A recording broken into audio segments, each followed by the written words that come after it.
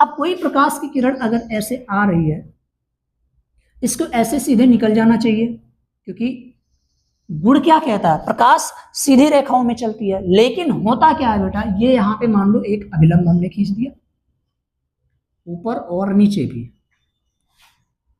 तो ये क्या होगा, जब दूसरे माध्यम में एंटर करेगा तो ये अभिलंब की तरफ झुक जाएगा, थोड़ा अभिलंब की तरफ आ जाएगा, ठीक है। यानी इसी घटना को हम लोग प्रकाश का अपवर्तन भी कहते हैं। हम पढ़ाएंगे आगे, इस टॉपिक के बाद जस्ट स्टार्ट होता है प्रकाश का परावर्तन, एंड देन उसके बाद अपवर्तन पढ़ाएंगे, ठीक है। परावर्तन जो होता है केवल चिकनी सतह से होता है, एक तरफ चिकना सतह और दूसरा तरफ पेंट हो या खुरदरा हो। लेकिन जब अपवर्तन की बात आती है तो दोनों तरफ क्या हो, चिकना सतह हो, यानी पारदर्शी, आर पार दिखने वाला।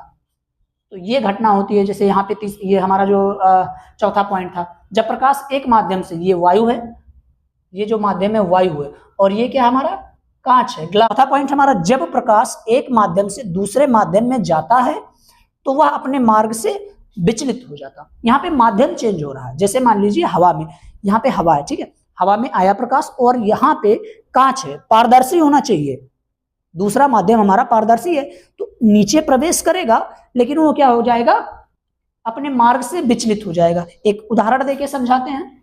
सपोज करो ये एक चिकना सतह है, यहां पे हमने बना दिया, एक कांच का टुकड़ा रख दिया। अब कोई प्रकाश की किरण अगर ऐसे आ रही है, इसको ऐसे सीधे निकल जाना चाहिए, क्योंकि गुण क्या कहता है, प्रकाश सीधी रेखाओं में चलती है। लेकिन होता क्या है बेटा, ये यहां पे मान लो एक अभिलंब हमने खींच दिया, ऊपर और नीचे भी, तो ये क्या होगा, जब दूसरे माध्यम में एंटर करेगा तो ये अभिलंब की तरफ झुक जाएगा, थोड़ा अभिलंब की तरफ आ जाएगा, ठीक है। यानी इसी घटना को हम लोग प्रकाश का अपवर्तन भी कहते हैं।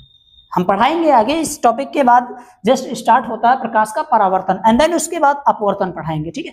परावर्तन जो होता है केवल चिकनी सतह से होता है, एक तरफ चिकना सतह और दूसरा तरफ पेंट हो या खुरदरा।